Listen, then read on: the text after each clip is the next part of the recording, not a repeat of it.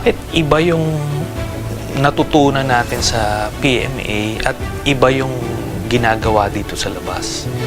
So, we wanted to call out yung aming mga superiors, but then karamihan sa kanila ay involved sa corruption.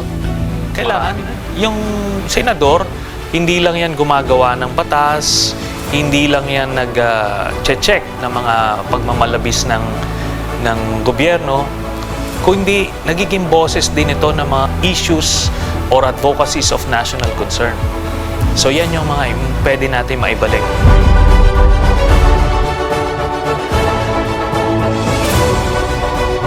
Ikaw, ako, tayong lahat, ibabalik natin ang mga nawalang oportunidad para guminhawa muli ang ating buhay.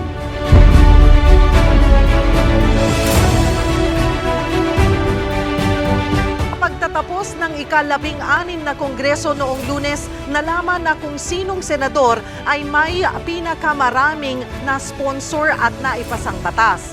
Siya ay si Senator Antonio Trillanes. 11 ang kanyang principally sponsored laws, habang 10 naman ang kanyang inakdang batas.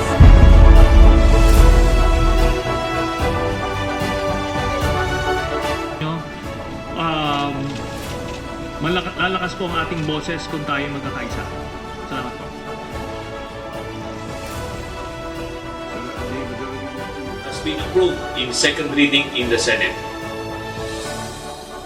Should I be re-elected, we will continue with our advocacies to include the promotion of the welfare of persons with disabilities and recognize them as productive citizens of the land.